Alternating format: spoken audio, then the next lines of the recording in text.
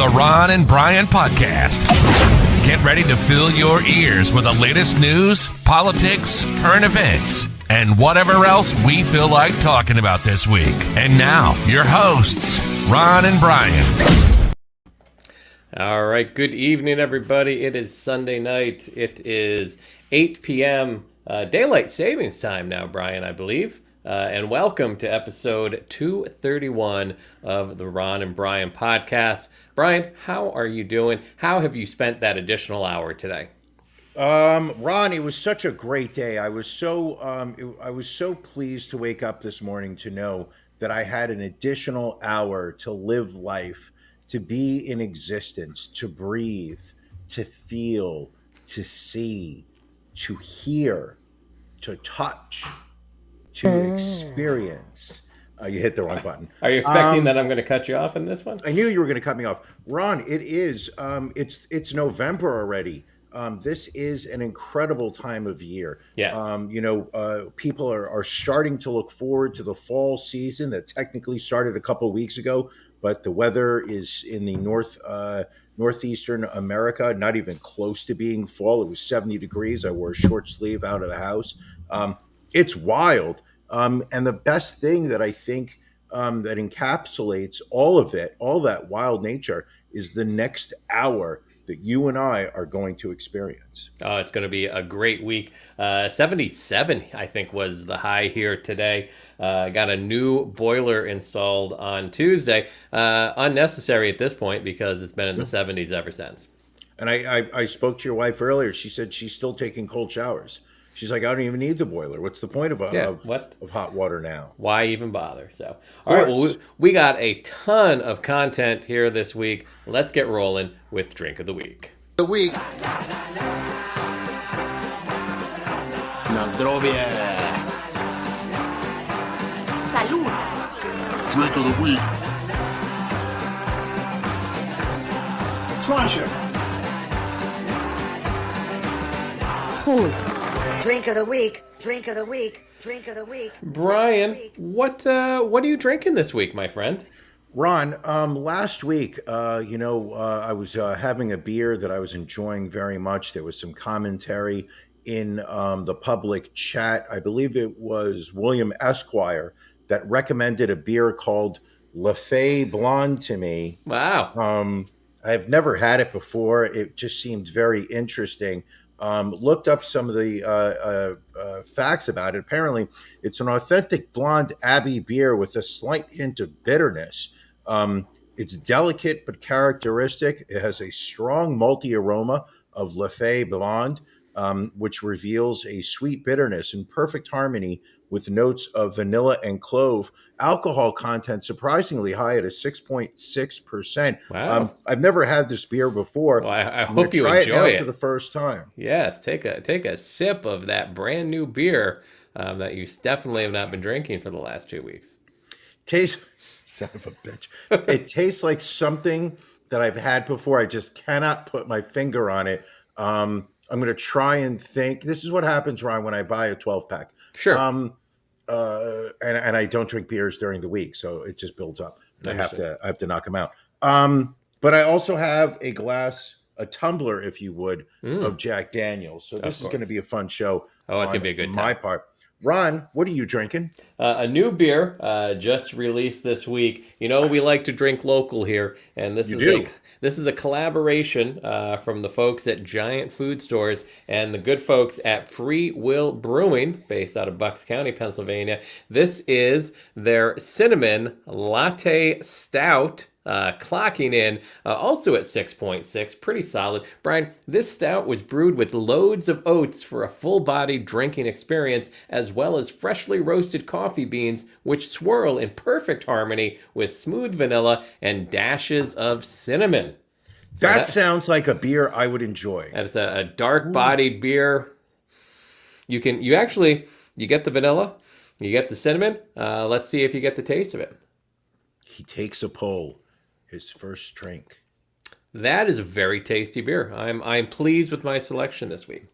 And can you say again the name of the brewery that put this beer out for those Free of us who are Will Brewing. Now that's not Free Willy Brewing. It is not. I remember after the whole SeaWorld debacle, many breweries popped up across the country called Free Willy, and there was also a pedophile in Illinois, I believe it was in Haddonfield, Illinois, who he kept running around screaming, "Free the Willy, free the Willy." Sorry, Anyway, scandalous. this is Free Will Brewing, available at your local Giant food stores. Cinnamon latte stout. So good stuff. Can I ask you a question? You can.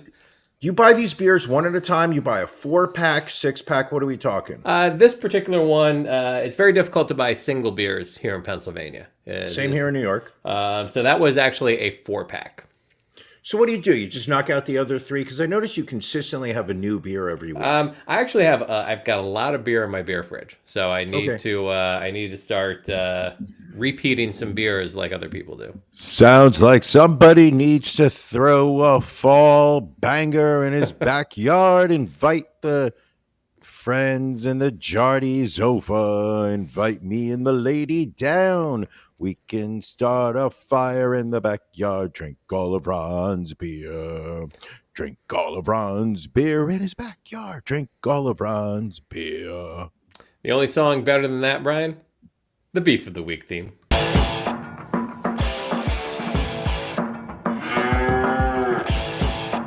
Ron and Brian's Beef of the Week.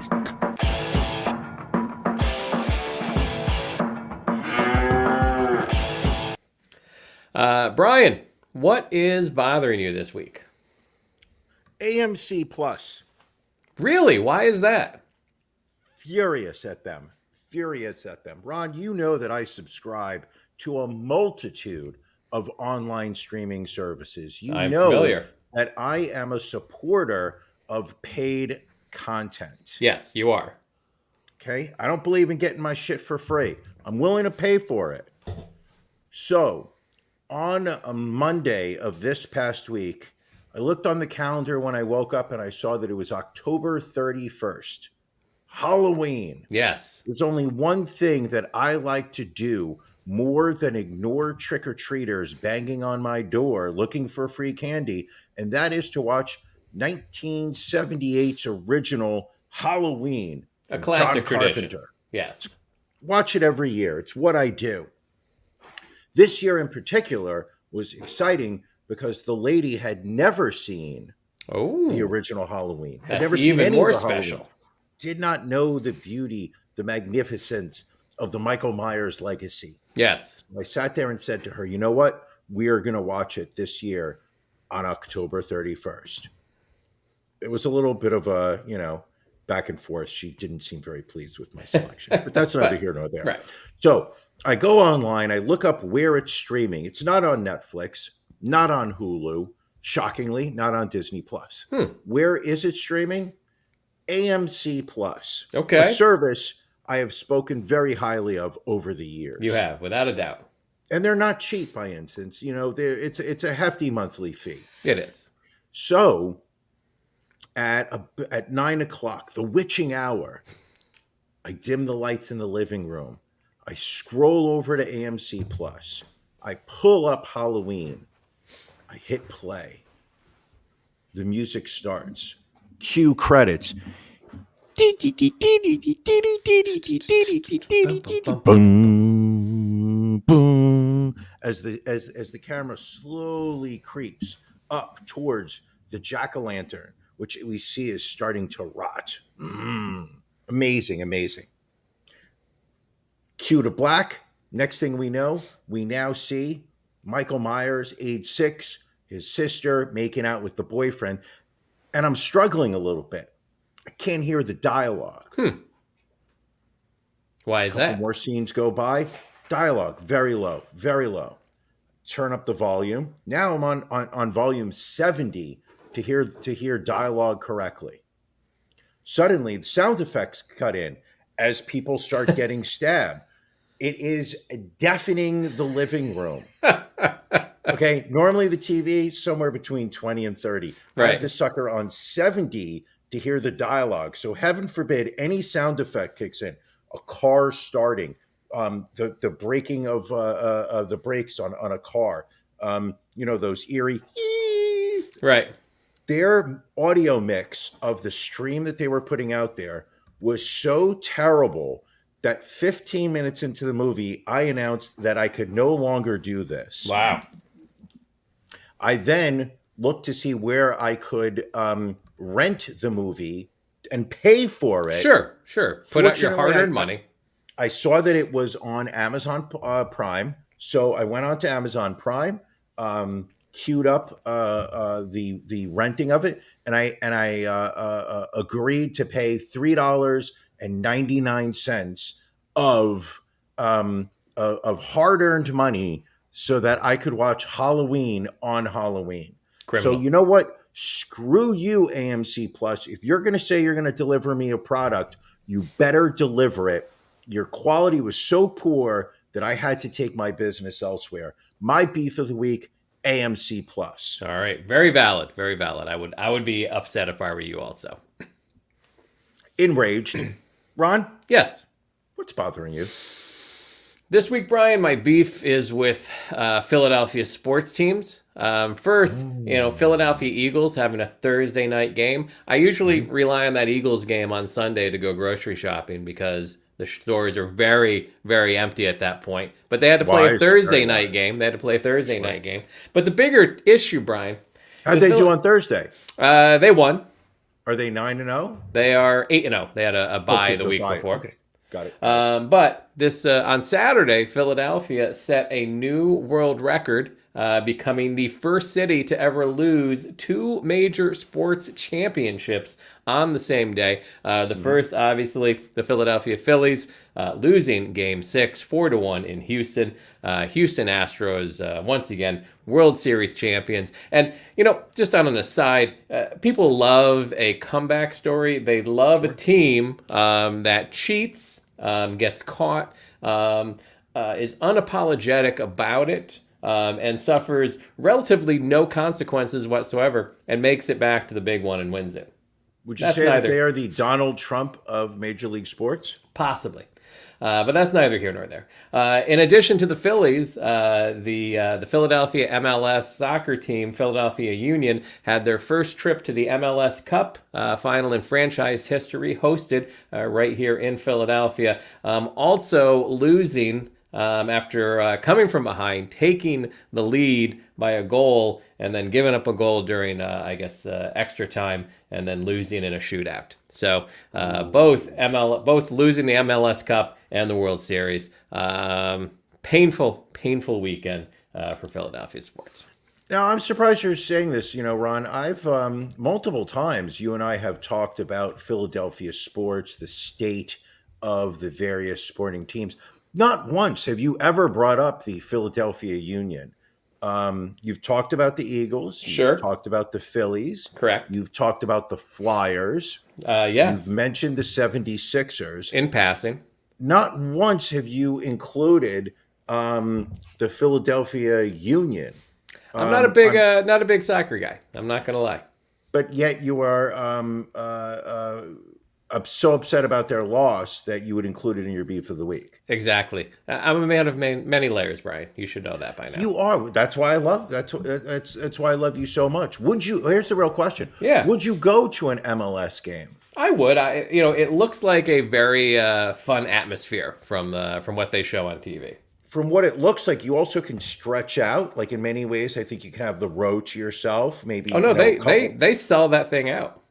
No, they are one of the top attended teams in MLS.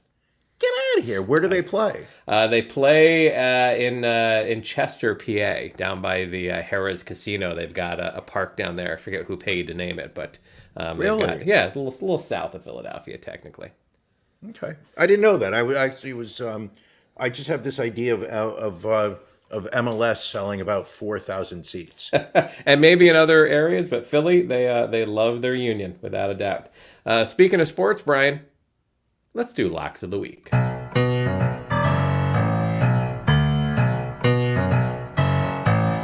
Locks. Brian, again, it goes without saying, an amazing week for you You were looking at that line, Buffalo minus 10.5 versus the Jets. You said, you know what? The Jets are fighters. The Jets may not win that game. He's like, but I'm taking Jets plus 10.5. The only thing you were wrong about is that the Jets did win the game, 20-17. And then you were looking at the Rams going into Tampa Bay. Tampa Bay minus 2.5. And this one, I thought you were going to lose your streak on it. Tampa Bay scores at the last moment to win by 3. Just giving you the cover by the slimmest of margins, but pushing your record to 18-0. Kudos again, kudos. You know, Ron, I would love to take credit for going 18-0 in the NFL this year. I mean, the amount of money I have made from the online casinos. I wish I could name one right now, but I really can't. DraftKings. I've made so much money off of DraftKings this year. I will be putting down, an all cash offer on a house out in the Hamptons, just with my 18-0 picks. Yeah, makes sense. But let's not talk about me. It's because at the end of the day, they call this the Ron and Brian show, not the Brian show. Ron, you also looked at the NFL card this week, and you saw for yourself what you said to me last week, if I remember correctly. You said that you made these picks sleeping.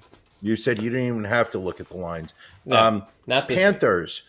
Panthers were getting 9.5 against the Bengals. You sat there and said Cincy rolls. 42-21 was the final score, giving you your first win of the day. And then you came back. Vikings laying 2.5 against Washington Commanders. Vikings win by 3, winning by the slightest of margins. But at the end of the day, the size of the margin does not matter. Nope. It's the fact that you also went 2-0. You're 18-0 for the 2022 NFL season. How does it feel? I mean, it feels good. You know, again, there were some scares, but, you know, my confidence is at an all-time high, and I'm ready to move forward into the second half of the season. What do you have for week 10? All right. This upcoming week, I like Dallas minus 3 at Green Bay. Green Bay losing to Detroit today, so I don't know how Dallas is only favored by 3, but take Dallas minus 3. And then Buffalo, I think, is going to rebound from that horrible game today. They're minus 7.5 versus Minnesota. Vikings a decent team, but I think the Bills are going to be coming in to redeem themselves. Brian, who do you have coming up this week?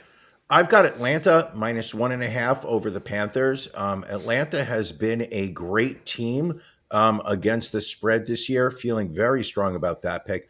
Also, the Jaguars once again have just been disappointing. Unsure, exactly what route they're going to go with their starting quarterback. At the end of the day, it does not make a difference. They're facing the Kansas City Chiefs, one of the top teams on offense, one of the top teams on defense, laying 9.5 points. This is a no-brainer. Kansas City all the way. All right. Well, we will, as always, check in on our locks next week to see if we can remain perfect. Again, bet money you can afford to lose. We're gonna miss one of these weeks. It hasn't happened yet in the last 3 years, but one of these weeks it's going to happen. So just be careful, people. Yeah, I mean, what do they always say, Ron? Bet with your head, not with your little head. There you go. And I think at the end of the day, it is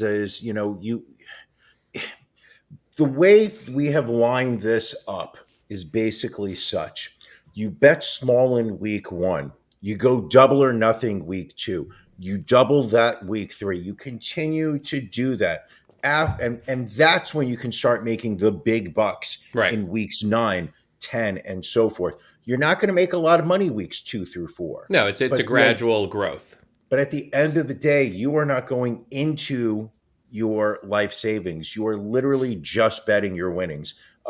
You're playing with the house money, in this case, DraftKings.com money. Use promo code Ron's Balls to get an extra $50 if you make a contribution, opening an account of over $1,000. That's DraftKings.com code Ron's Balls, BALLS.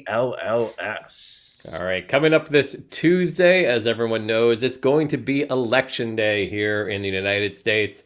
I know we've mentioned of being inundated with political ads. We have resisted doing a lot of advertising on this podcast previously, but we do apparently have a very large following in the state of Pennsylvania. And with the Senate race between John Fetterman and Dr. Oz being so close, we had a number of PACs reach out to us this past week, buying some advertising time on the podcast. Ironically, as many people buying airtime for Oz ads as buying airtime for Fetterman ads. Again, we do not support or endorse either candidate. We try to stay neutral. We don't really get into a lot of politics here on the show, but we have some commercials that we will play throughout the episode. Try and knock them out so it doesn't become too innocuous. But I think it's fair if we play an Oz and a Fetterman, like one right after the other, so we kind of give equal time to each candidate. So should we knock out the first set of commercials real quick? I think so. All right, let's start with this one. Oz favors allowing fetuses to concealed carry. If you don't want the delivery room to look like a shooting range, don't vote Oz. Paid for by Unarmed Babies for a Better Tomorrow. Really taking the gloves off. Ugly rhetoric. Listen, first off, listen, we all have our own political leanings. And one of the things you said to me after the last Super Bowl was, as the 51% owner, you did not want personal politics to ever get in the way of putting out the best show. I have my own personal beliefs here, but I think Dr. Oz really has some good points in this ad. All right. You do not want armed gunmen, getting into, you don't want armed gunmen bursting into delivery rooms. You need people in the delivery rooms, in the maternity wards, defending themselves with guns. They should be allowed to open carry. I got to go Dr. Oz on this one. That's a legit ad. All right, let's roll this next advertisement. When recovering in the hospital from his stroke, Fetterman snuck into the pediatric wing and shot up all the babies with horse tranquilizer. Don't vote Fetterman. Paid for by Sober Babies for Sanity. Now, I was not aware that so many babies had PACs, but of course. So, they are, they are our future. Whitney Houston said it so eloquently many years ago before she started doing crack with Bobby Brown, when she said the children are our future. Right. Teach them well and let them lead the way. Show them all the beauty they possess inside. Give them a sense of pride. What? Not that I want to cut you off, but why don't we knock out a couple more commercials real quick, and then we'll get into some stories. Understood. Oz calls it a sub sandwich and not a hoagie. Italian ice and not wood ice. And he doesn't even know what scrapple is. Dr. Oz, not one of us. Citizens for a Better John is responsible for this message. So, again, they've really been attacking his lack of Pennsylvania roots, and I guess we're going to continue to see that leading up till Election Day. Let's see what this next one is. Fetterman feels that only illegal immigrants should be able to celebrate Hot Podcaster Summer. What of yours will he give away next? Paid for by Citizens for a Better... Wow. He's going to have to respond to that charge eventually. But I hate to say this, but it feels like a lot of these ads that were paid for, these are all pro-Oz, anti-Fetterman. I'm definitely seeing, they're not 100%, but I'm definitely seeing a leaning towards, pro-Oz amongst these super PACs. And yes, William, that was Citizens for a Better John PAC that paid for that advertising. So again, a lot of smaller PACs. I'm not saying the super PACs came and spent their money here, but we seem to fall in the wheelhouse of availability for some of these smaller PACs, like Sober Babies for Sanity. It's so we'll knock out the other commercials as we get later into the episode tonight. Brian, what stories or where should we go from here? Talk to me, my friend. Okay, it is. We've suddenly accepted political ads. I think it's only mindful that we discuss upcoming election day. I mean, Okay. this is the midterms. President Biden has been in power for 2 weeks. I mean, 2 years. 2 years. Well, He he thinks thinks it's 2 weeks. Yeah. Nice save, Brian. Ron, what are you expecting as the in-house political analyst for the Ron and Brian podcast? What are you expecting to happen when the polls close on Tuesday?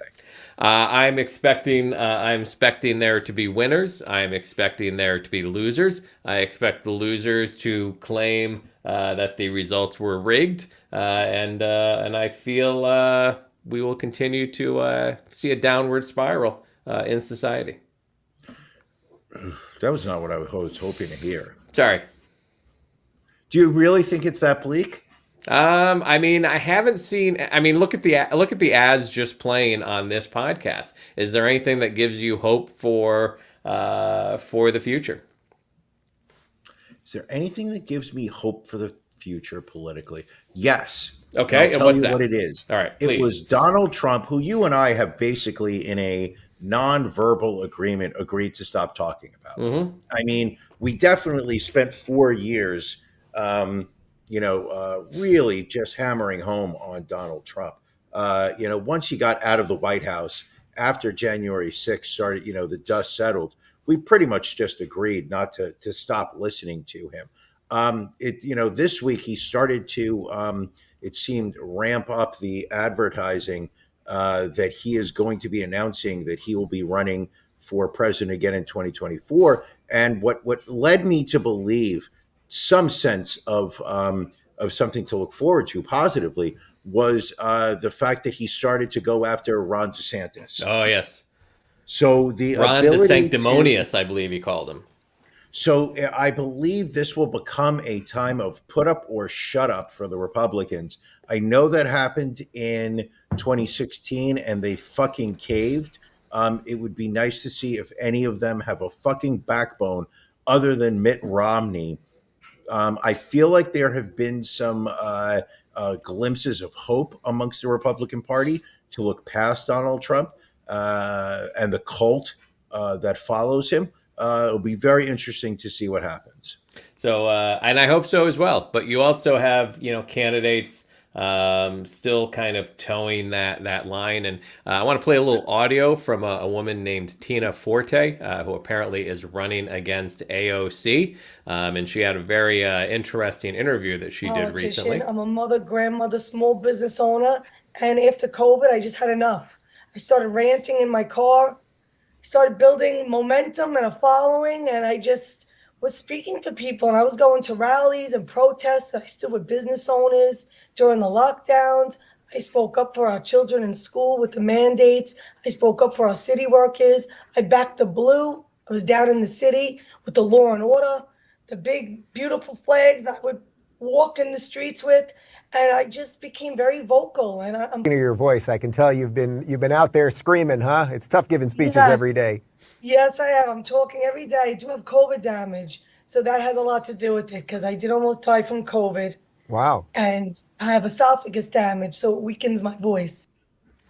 So she was out there rallying against the lockdowns and the mask provisions and everything, and almost died of COVID.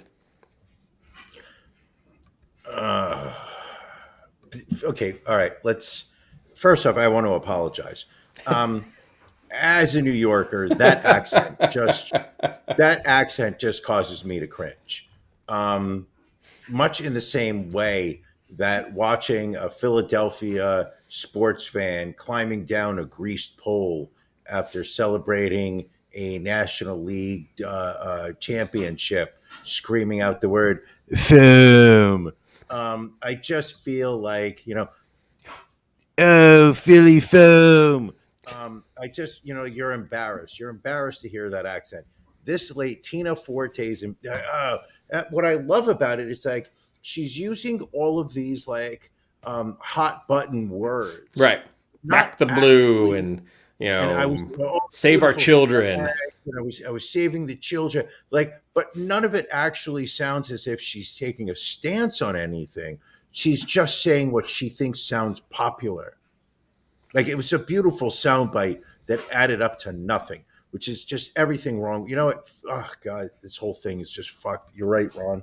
It's so Let's fucked. let's hop over to South Dakota, where a Republican running for South Dakota State Senate was charged with felony child abuse for allegedly grooming and raping a young family member for years. The picture here of this gentleman is Joel Koskin. He is a third-time candidate for the state senate and allegedly groomed and abused the young girl for at least 6 years, starting in 2014.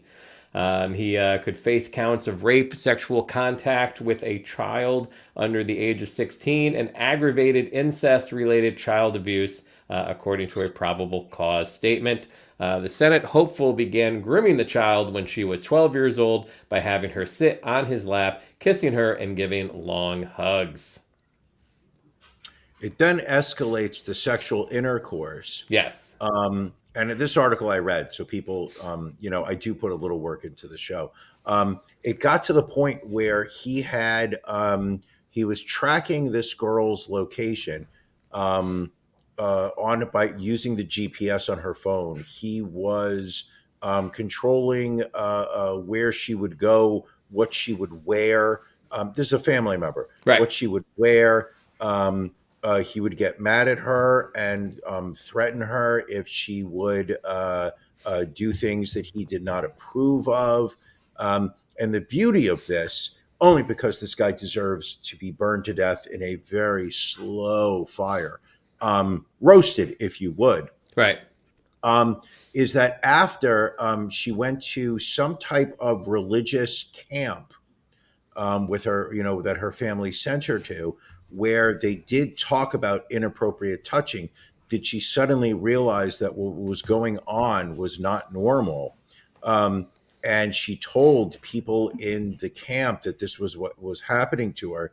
He gets word of it and immediately starts texting her that she shouldn't tell anyone, she shouldn't talk about it anymore, that she could get him in trouble. Like, yeah. She's got receipts. Right. Like, the cops have her phone and are they've got all the text messages that this guy has ever sent this girl. Like, he's like as evil a human being as this guy is, he's fucking stupid because he texted all of this stuff to her. And of course, he has not ended his campaign, nor has the South Dakota Republican Party asked him to end his campaign. They had just released a statement saying that they trust the justice system to work through the allegation, which it obviously will not work through the allegation by Election Day Tuesday. They just are not willing to lose a state Senate seat, yes. even if the guy is a child sex predator. That's the thing about the Republicans where I feel like they've really arched it to a different level, is that they are unabashedly willing to ignore common decency that used to cause people to draw the line. So much as if this person claims to be a Republican and claims to be anti-abortion and to believe in funding the police, we will, as a Republican Party, look past every other seemingly arguable point of contention with this human being.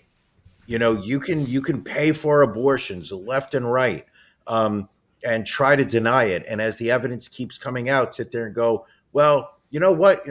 I don't remember ever doing it, but if I did, I'm sure it was for a good reason. But I'm anti-abortion, and I'm not a smart man. I just believe in Jesus. Right. And then suddenly the Republican Party is just like, I got to go with that guy. Like, all their values of what they used to stand for has literally been chiseled away to show just what a paper tiger they are as a party.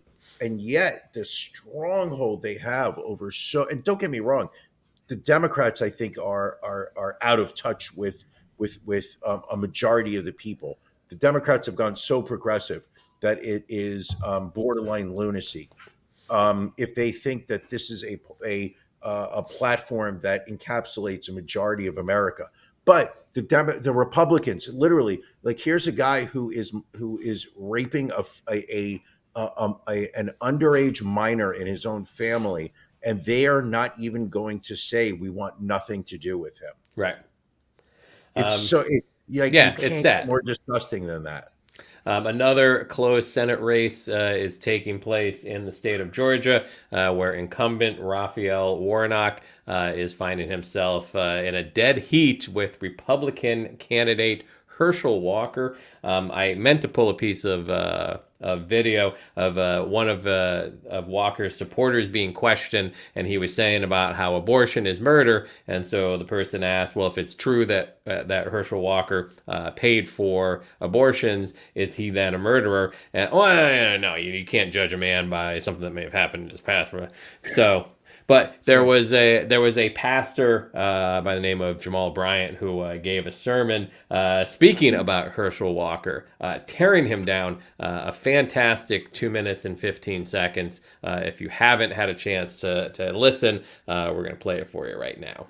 When the Republican Party of Georgia moved Herschel Walker from Texas to Georgia so that he could run for Senate, it's because change was taking too fast in the post-antebellum South.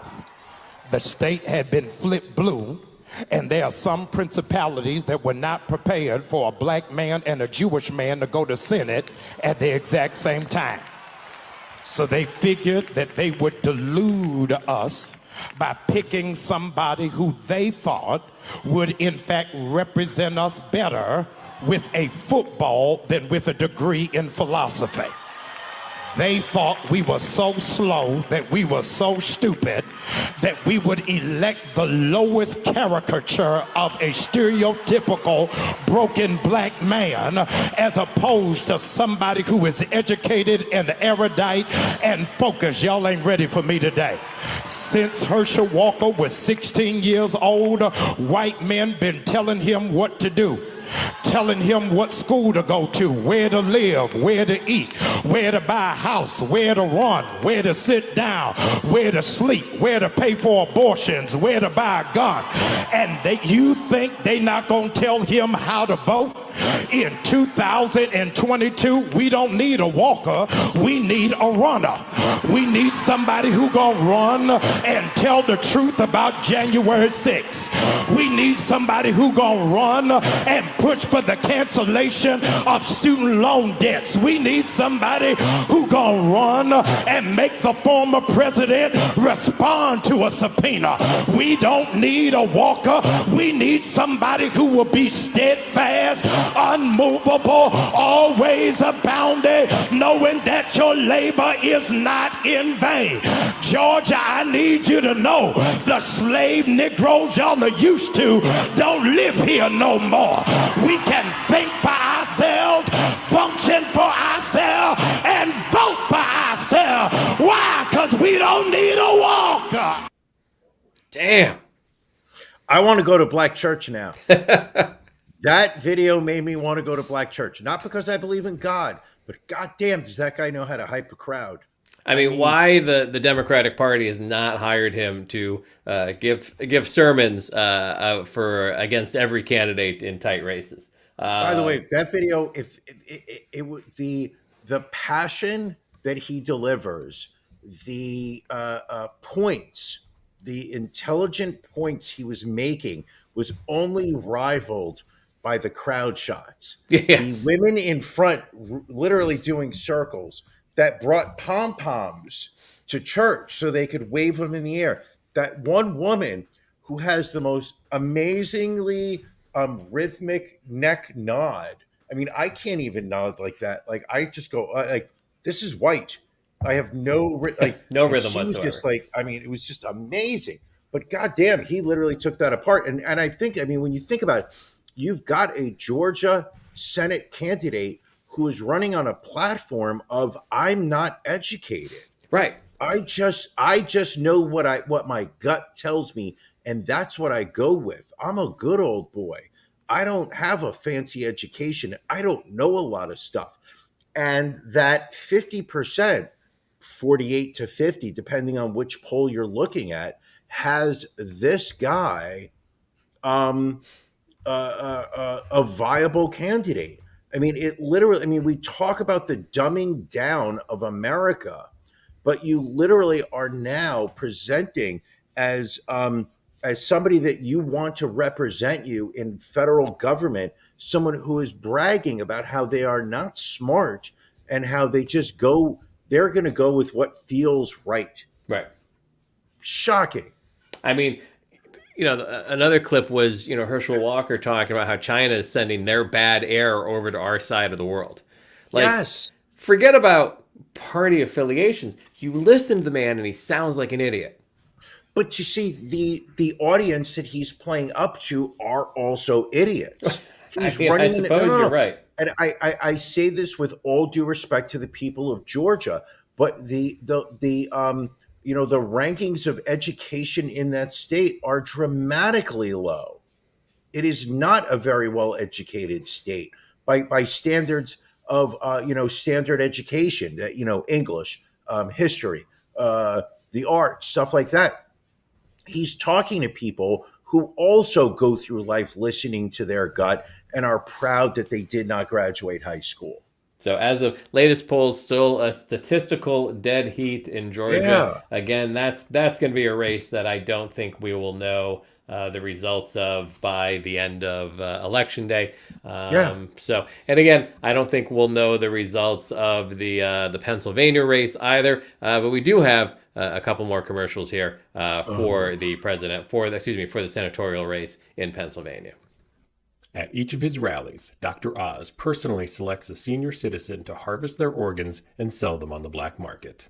A vote for Oz is a vote to kill your grandma. Paid for by senior citizens for intact organs. Well, if it's true, should be a disqualifier. Listen, who doesn't love their grandpa? Right. Who does not cherish their grandma? How can you vote for Dr. Oz if he is sitting there sending one old senior citizen to have their organ? You can't support that. You just can't. Let's see what this other commercial is. If you scientifically combined Elizabeth Warren, Bernie Sanders, and AOC, the resulting creature still wouldn't be as liberal as John Fetterman. Fetterman, an uber far-left poopy head. Cranky boomer Senate PAC is responsible for the contents of this advertisement.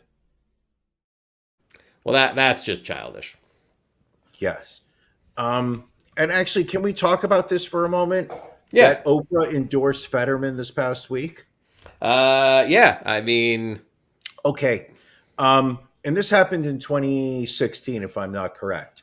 Was people coming out of the woodwork the week of the election to announce their endorsements? Right. After it was too late.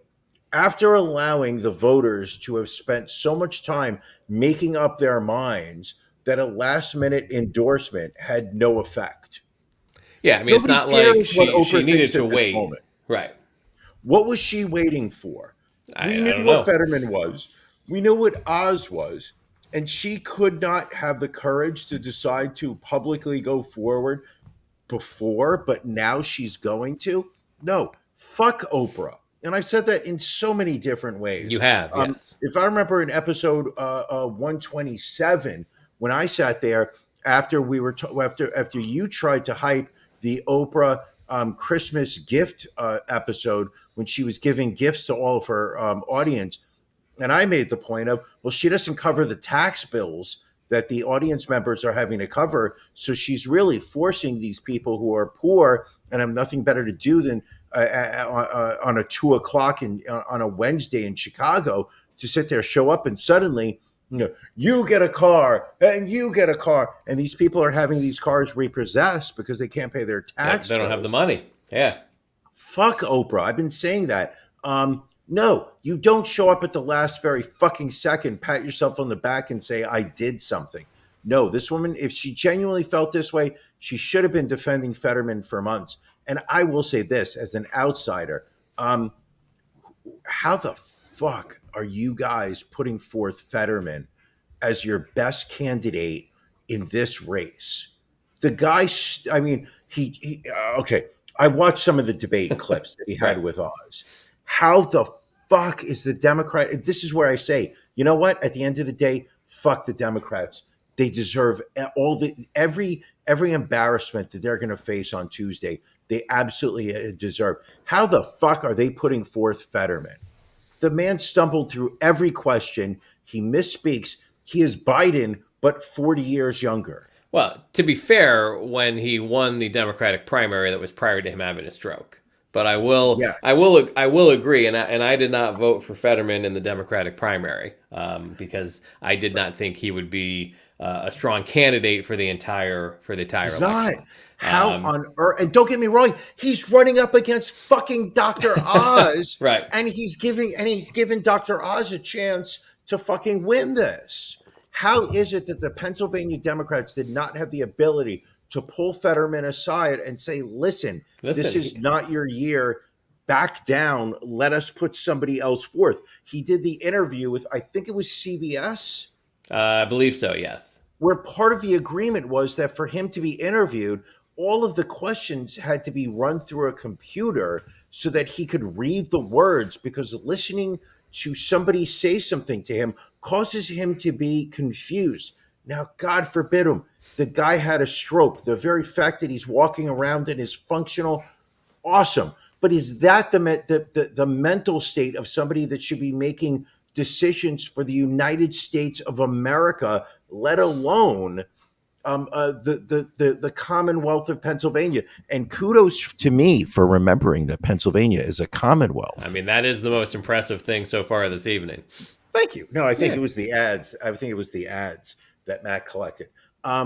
But just the fact that this is who Pennsylvania Democrats decide is the best person to represent them. Listen, Fetterman was the lieutenant governor of the state. He's got a lot of support, and I think what it was is he carries a tremendous amount of support in central Pennsylvania, where Democrats have struggled over the last 20 years in Pennsylvania. Yeah, but there's not a lot of votes in central Pennsylvania. But there is enough to over. There is enough votes in central Pennsylvania to overcome Pittsburgh and Philadelphia, and that's why Pennsylvania is a purple state. It's purple because the fucking people keep punching Pennsylvania from outside. It's got some black and blue marks. Hold on. Allie M seems to be triggered. So no one with a disability can serve in the Senate. I will say this. Do I believe that somebody who has a cognitive issue should be representing the country? I do not believe that's the case. But it's not. I think you're misconstruing his issue. His issue is not a cognitive issue. His issue is a sensory perception issue where he needs to read off of a teleprompter because due to the issue with his stroke, he has a lag in hearing things and processing things in his brain. He can still process information by reading it and everything else. Great. So when he listens to 99, I'm sorry, this may be unpopular. So when he hears a debate in Congress, in the Senate, and the congressmen are speaking, they're going to have to submit their debates in writing to him in advance so he can understand it, or he's not going to be able to understand the points that the different congressmen are making. I don't know the process of how that will go when he's in the Senate. But if you actually have one senator reading the laws that are being passed, that's one senator more than we have right now reading stuff. Oh, you just want Dr. Oz in there, I guess. True. No, I don't want Dr. Oz. I literally am an American who feels that the political system that is put in front of him is so rigged by the power elite that there is no choice. Right. There is no difference between a Fetterman and an Oz. Both of these people are terrible human beings. Neither of them are going to represent Pennsylvania properly. Well, let's run our last set of advertisements and then maybe just move on from politics for the rest of the evening. Can we agree on that? At this point, we may as well just knock out the last 10 minutes on politics. Let's call this the politics episode. Hold on a second. Let's see these last couple of ads here. Dr. Oz, the man who made Dr. Phil the second most annoying doctor that Oprah introduced into our lives. If you wouldn't let Dr. Phil check your prostate, don't vote Oz. Fake TV Doctors for America is responsible for this message. Well, there you go. Good point on the Oprah thing. No, I will not. And I'll tell. Can you put a still of that last frame up? I'll tell you. I don't know that I can actually. Can you run it and just pause it? Well, then you won't. If I pause it, you won't be able to be heard because it's a video clip. Okay. People watching this, go back a couple seconds. This is the part that I think is just it's just an idea of the slant that goes on. They chose a photo of Donald Trump looking sinister, and it's almost as if you're subliminally picking up this negativity. Tina Forte would never run an ad like this. I mean, Tina Matt Forte put these ads together, so I guess technically we chose the sinister photo. Yeah, but didn't Matt accept these ads from various PACs in the state of Pennsylvania? He did, yes. I mean, I know he said to us, "Do we want to accept money from these PACs?" And we said no, because we cannot be bought. All right, well, let's get the last ad out of the way here and see how bad this one is. One time, John Fetterman was out to dinner with his parents, and he allowed his father to pick up the check. What will he be reaching into your pocket for next? Stop Senate freeloading PAC paid for this advertising. Wow. How do you let your senior citizen father pay he's on a fixed income? He's getting Social Security every month. How do you let that man pay the bill? Also, can we talk about what's the deal with Fetterman and the hoodies? Yeah, that's his style. You know, he's not a suit and tie kind of guy. He's an everyman like you or me. So, is he going to wear hoodies to the Senate? I think there's a dress code for the Senate, so I think he would probably have to wear a suit when he's in the Senate chambers.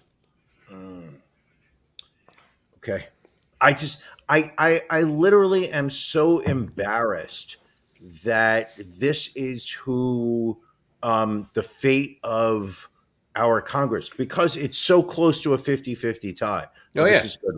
LEM just threw this one. This is a good one. He has a dress hoodie. That's quality. I don't care how you look at it. That's a quality comment. But it's just the fact that we have a 50-50 Senate split right now, and that the races that are up there to help break this tie are Fetterman versus a TV doctor.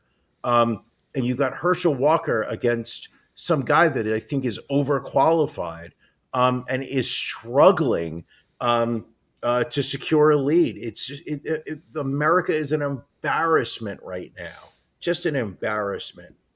I think the only thing crazier than the run-up to Election Day would be Twitter in the last week since Elon Musk took over, closing his $44 billion deal. In the meantime, cleaning shop in the executive suite, firing many people, and then a ton of layoffs. I think about 3,700 layoffs that occurred at the end of the week, which now has resulted in a class action lawsuit being filed against Twitter because apparently employees weren't given enough notice of the mass layoffs in violation of federal and California law. That is the WARN Act, the Worker Adjustment and Retraining Notification Act. It's a federal law requiring companies with 100 or more workers to give 60 days notice of mass layoffs. So now word is out that a number of these people that have been laid off are being asked to come back to work. Don't know if it is, because Twitter is finding itself very understaffed or because of this lawsuit, but it seems to have been a complete shit show in the first week that Elon Musk has owned it. And this is the beauty of it, is that Twitter was a shit show beforehand. Oh, yeah. It was a losing, it was a revenue losing entity before Elon Musk bought it. It was, I believe Elon Musk quoted that it's losing $4 million a day. The only way it was covering it was by selling shares to the public. Right. It wasn't a profitable company. So you get this guy who decides he's going to buy it for a premium than what it was currently. I believe it was in the 40s. He said he was going to buy it for about $52 a share. I think came out to 44 billion. And then right after he announced that he was going to buy it, he actually gets talked into signing a legal document committing himself to buying it, and then immediately spends the next few months trying to figure out ways to get out of that agreement. It was only after Twitter took him to court, because somebody at Twitter just had the brilliant idea of no. This company is a shit show. This website is a disaster. Let's take this fucking billionaire's money and run. That they actually sat there and took him to court to force him to buy this stock. Part of the public disclosures was he actually had to share his phone text messages with the court to prove that he was not that his concerns with the stock with the company was the prevalence of bots on the site. And then immediately, and this was just a brilliant PR move, was that suddenly texts that he had sent to fellow celebrities and business people started leaking in the public because he had shared this, that the embarrassment of having his personal texts leaked forced him back to the table and agreed to buy the company at a price so high compared to what the company can possibly be able to be profitable, that immediately the only way that he can make the current debt payments, if I'm not correct, that guy's paying $1 billion a year just Correct. in interest. Yes, you are correct in that. I mean, it's so crushing in terms from a business perspective that there's no financially prudent way to continue running this company. That immediately, and this is just a classic textbook move, is that immediately upon him purchasing it and embracing this free speech model, that suddenly hate speech proliferates all throughout Twitter. People suddenly feel it's okay to get on Twitter and start posting the N-word. I know, Ron, you said you did it a couple times, had absolutely no issues using it. In fact, if I remember correctly, you were retweeted by half of the Philly cheesesteak group that you are participating in. But the idea is just the fact that immediately advertisers, what is one thing that advertisers don't like? Controversy. Right. What is it that advertisers like? The same and steady, boring, let's just buy our ads. So suddenly advertisers immediately upon seeing that hate speech is now on the rise, that the so quote unquote, well, free speech and no content, wild west of dialogue, suddenly advertisers get nervous, start pulling back ads, which is currently Twitter's only source of revenue. Right. Suddenly Elon Musk, instead of sitting there saying, I have made a terrible mistake, starts tweeting how the woke mob is now coming after the advertisers and ruining this great thing that used to be called Twitter. Right. I mean, you've got General Motors, Pfizer, Audi, just among some of the many companies that have paused their advertising, is what they're saying, to see how this all plays out. And now apparently you're looking at the potential of paying $7.99 a month to get that verified blue check mark. So it used to be that check mark allowed people to know that the person that was tweeting was actually that individual. Now any schmuck with $8 a month will be able to do that. Also, I did think it was funny how so many people changed their profile name on their Twitter account to Elon Musk, so that it was literally, if you went on your Twitter feed, it was just Elon Musk, to the point where 3 days ago he's saying, oh, Twitter's the land of free speech, and now today they're like, well, if you change your profile name to somebody else, you're going to be suspended indefinitely. So it's just, I don't know, it's a little crazy. Valid point. Allie crushing it with comments today. For just $2 more than that $8 a month fee, you can get access to Ron and Brian After Dark on Patreon, just go to ronandbrianpodcast.com and click in the upper right-hand corner. I think we got time for a couple of more stories. What do we want to? We've got some of we have so much in weird news that I think we may even have to carry some over into After Dark. The Patreon only show that we do. You look like you're about to laugh.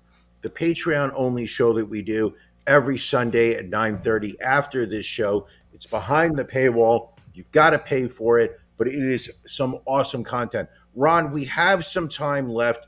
Go to Weird News. What do you have? I think we need to do the husky puppy story just for the photo. Trigger warning. Yes. Trigger warning, people. This story is disturbing, but it's oh so delicious in the takedown of another human being. So this is a woman in Montana who apparently thought that she had killed and skinned a wolf. And Did you say wolf? A wolf. And wolf. There's an L in there. A wolf. Wolf. So she started to. I swear to God, you said wolf. So she started to post about it on her social media, pictures of her smiling, clutching a rifle, and everything else. Turns out it was a Siberian husky puppy that she killed and skinned. And again, if you're watching, we're going to put a photo up on the screen, which you may find somewhat disturbing. But this is a photo from this woman, Amber Barnes, from her social media page of the skinned wolf. And you look at that, and in no world do you not realize that that is not a dog that she has killed and skinned. And it's terrible. Disgusting. I'm gonna take it down because it's very difficult to look at. Just wanted to put that to show how stupid some people can be. So she posted this on social media, how awesome it was that she partook in this cull of dangerous wolves and posted this on social media, at which point people immediately start posting that, sorry, lady, I don't think that's a wolf. I think that's a husky dog. I think you killed a dog. And to Janelle, who points, why the fuck do you feel the need to show this? It's because I think it's important to show this, the naivete, the lack of smarts, the level of confidence innately existing in certain Americans that feel that no matter what they do, the assumption is that they are always right. And we did do trigger warning. And she's only being charged with a misdemeanor charge of animal cruelty, not a felony, because investigators feel that they can prove negligence but not intent. And apparently that is the difference. Yeah, I don't think she intended to kill a puppy. I think she intended to, no.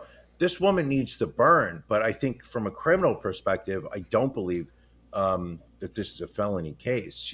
Somebody needs to show up to her house and put her car on fire. And when she comes out to put the car out, they need to bludgeon her with the hammer. Okay, fair enough. I mean, I think that's acceptable. Yeah. A few weeks back, we had talked about the scandal that rocked the pro fishing world. Now, the professional cornhole world has been rocked by its own cheating scandal that they are now referring to as Baggate.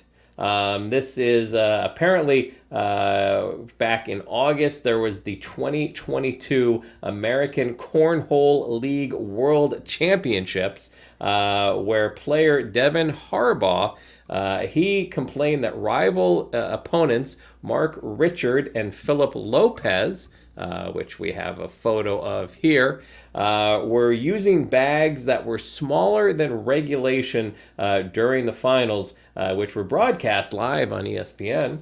From Rock Hill, South Carolina. Officials gathered to inspect Richards and Lopez's beanbags and confirmed that they were, in fact, not regulation size. In response, Lopez and Richards requested that their opponents' bags also be inspected. Those bags were also found to be not compliant. According to regulations, cornhole bags must be 6 by 6 inches when laid flat and weighed 16 ounces. A 1-hour delay ensued before officials determined that the violations were not intentional and decided to continue the competition with a $15,000 cash prize at stake. How is it that this somehow organized league is taking place and they're not providing the equipment? It's a good question. I don't have an answer for that. I'm also shocked to find out. I'm also shocked to find out that the top players in the American Cornhole League earn as much as $250,000 a year from winnings, sponsorship deals, and endorsements. My God, what am I doing? What am I doing working a full-time job to make a fraction of that? It doesn't even make sense. I mean, obviously, these guys, you got the picture up here. I mean, they're sponsored by Bush's Beans. Those are beans? Bush's Best, yes. Those are some beans you got right there. But yeah, how are you not supplied with regulation size bags that you're going to bring your own? It doesn't. I mean, I guess, when you're competing at that level, you want to work with bags that you're practicing with. But you would think part of the process of entering these tournaments would be to check your equipment prior to competing. Yeah. I mean, before we do this episode, Ron, I show you my bag. You do. I've said you can inspect it. I've said I've seen it 230 times previously. You don't need to show it to me for another episode. But that is the level of integrity that you bring to the table, and I'm a goddamn admirer of you because of it. I just want you to know that I'm working with a regulation bag. Finally, a bungee jumper reportedly misunderstood her instructor, which unfortunately led to her death. Yesenia Morales Gomez, I think we have a photo here. We always have a photo, and the bridge that she jumped off of. She and her boyfriend went to Sky Bungee Jumping Amaga in northern Colombia in July of last year for their first bungee jumping experience, where she thought she heard an instructor say to jump and believed that it was directed towards her when it was actually for her boyfriend. She jumped and fell roughly 150 feet because her harness and bungee cord weren't attached yet.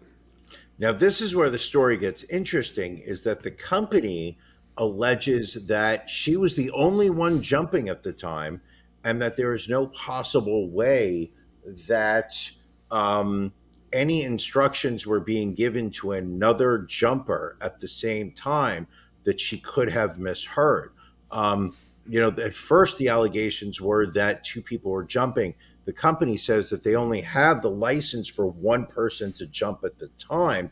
So therefore they are saying that she just jumped prematurely on her own, that there was no breakdown in their communication, which, all things considered, I'm going to assume over here, people, that there were two people jumping and they only had permits to be able to have one person jumping at a time. They fucked up, and now they're trying to cover their ass. There you go. Brian, have you ever done bungee jumping? No. I did skydiving once. Did you? Bungee jumping. Yeah. Really? How was skydiving? I found the entire experience unsettling. Okay. The going up in a plane was just nerve-wracking. I think we went up to about 11 or 13,000 feet when we jumped. I did one of those. It was a tandem. Okay. So there's a man attached to your back, which was ironically not the first time a grown man. No, I mean, it seems like a Friday night for you. Throughout college, I mean, that was just a regular. Right. But I jumped. The free fall portion of the jump was probably the most unsettling moment of my entire life, because gravity is speeding up your descent, I guess is the lack of a better phrase. So the ground is getting closer and closer at an increasing rate. And there's nothing stopping you. Literally, at this moment when you're free falling, there's nothing stopping you. This is the moment that most people go skydiving for. This was the worst moment for me. Yeah. Once the guy pulled the parachute and we suddenly got yanked up, and now we were just like drifting down. I remember him saying like, well, check this out. If I pull this button, we go sliding this way. But if I pull that button, we go sliding. And I just said to him, I remember saying, if you want me to have a pleasant experience, you are not going to do any of that. Just get me on the ground as And soon it was as at you that possibly moment can. that man realized that the 30-year-old male in front of him was actually an 88-year-old grandmother celebrating, her first. And literally, we just went like at the granny speed doing this. And I'm going to say at that moment, it was one of the most peaceful moments of my entire life. Okay. Because all you heard was the whoosh of wind. Like I wasn't like shooting down at 9.8 meters per second. It suddenly was just this. There is nothing. I find nothing intriguing about going skydiving. That would be the worst experience of my life, I feel. That part was, oh my gosh, I would love to do that. I have zero desire to do it again. At this age, I don't know that I would trust a Colombian bungee jump company with my life. Right. I was in a bad place at that time, so I'm not sure when I went skydiving, I don't know that I really valued my life very much. And that I think I kind of took the approach that if something happened, well, then at least it's putting me out of my misery. True. Now I would not do anything like that. I don't know that if I was standing on a bridge in Cartagena, Colombia, that if some guy said to me, oh, here, I'm going to put a harness on you, and in a couple seconds, jump, I would be like, yee, and I would yeet myself off of a bridge. That would not be happening. No. Well, the best thing, better than skydiving, is for you all to join our Patreon and join us on our After Dark. Takes place after this show each and every Sunday night. We'll be doing that in about 19 minutes. It is exclusive for those subscribing at the bronze level or higher. Just $10 a month gets you access to the live feed. So we'll be hopping over there momentarily. Brian, any other words of wisdom before we wrap up episode 231? None whatsoever. I'm so excited for this week's After Dark. Yes, as am I. It's going to be a fun time. So again, go to ronandbrianpodcast.com, click in the upper right-hand corner to become a patron, and you can join us. Otherwise, we still love you. We still appreciate you tuning in and listening, and we will catch you next week. We'll have, hopefully, results of the election. We'll see what the state of the country is, and we can commiserate together. Brian, love you, my friend. Love you, too. Should we do a surprise show on Tuesday or no? We'll see. We'll see how things I know we go. did that a couple years ago. Didn't we do we did a live election night special. We did. I don't really feel like doing the suit thing this year. Suits are make us Optional. look older than we are. Yeah, suits out. Oh my God. Oh yes. I have a few more grays this year. Ron, I absolutely love you. This was fun. Episode 231. These numbers keep rising, as do our listenership. Welcome to all the people who are hearing this for the first time. Welcome to the Ron and Brian universe. The podcast is only one part of all the different ways that we have to entertain you. Join us over on Patreon. It's another way to enjoy the show. All right, sounds good. Well, again, thank you all for joining us. We will catch you again next week. Thank you for joining us on the Ron and Brian podcast. We're live each week on YouTube, Facebook, and Twitch. You can find prior episodes, links to our social media, and everything else Ron and Brian at ronandbrianpodcast.com.